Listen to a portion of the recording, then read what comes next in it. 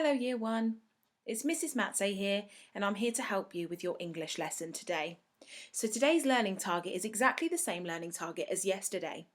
Now yesterday you were learning how to retell a story using pictures by creating a story map. Last week you were learning how to retell a story using your words.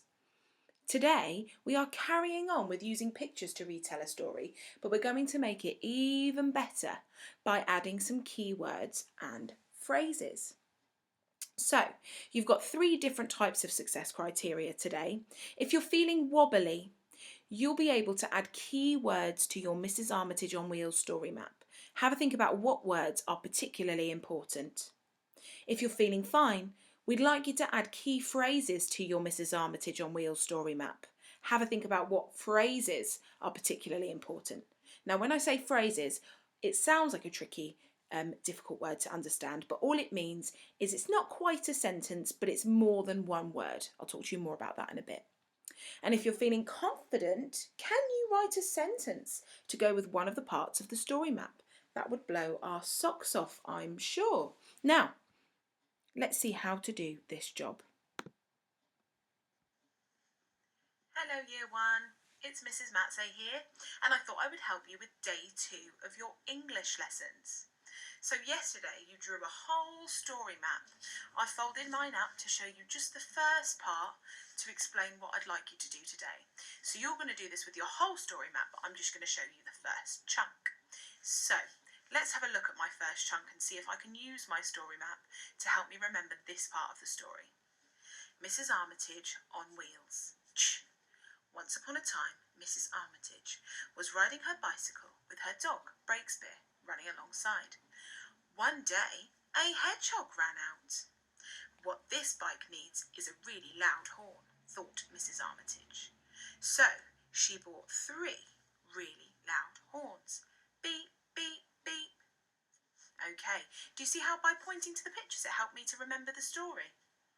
That's exactly what this lesson is all about. It's all about retelling a story using pictures, okay? But today we're going to make our story maps even more detailed.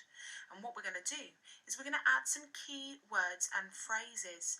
And by that I mean we are going to just pop some words next to some pictures to help us with our understanding even more. So for example, next to Breakspear the dog, maybe I just want to have a go at writing the word dog. So I'm just going to pop that underneath.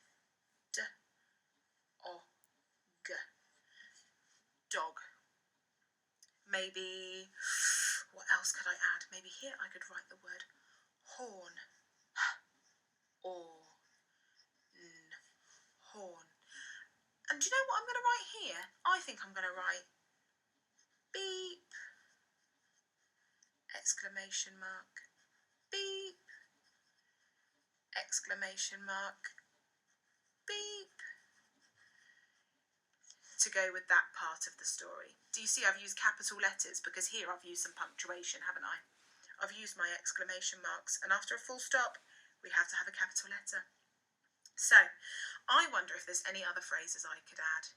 Maybe if I really wanted to, over here I could have a go at writing once upon a time. Now I could use my phonics to help me sound that out, or maybe some of you know how to write that already because you've seen it written in so many books. But even if you're not sure how to spell it, but you'd like to have a go at sounding it out, it might look something like this. I'm just going to draw an arrow to the book to help me remember that it's for this picture. Once, once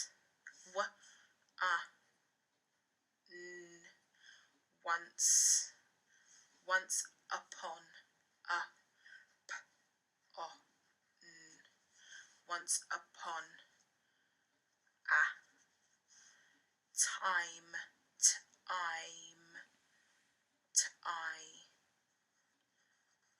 time, okay?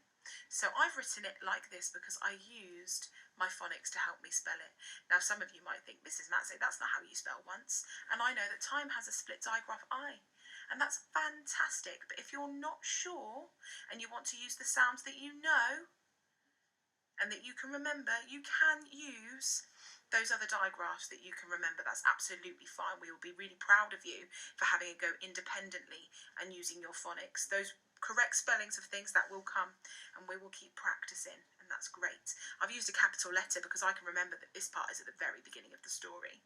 Okay, and that's fine. So I've done that. You don't have to do it for every single word, every single picture, but you might do it for some, just to add a little bit more detail, and I would like you to do this for the whole story map, not just the first section. Good luck! Okay, so now that's your turn to have a go at doing that for your whole story map from yesterday.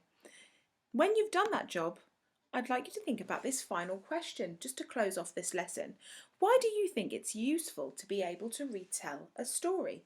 Why is that important? Maybe you can talk to your grown-up about that.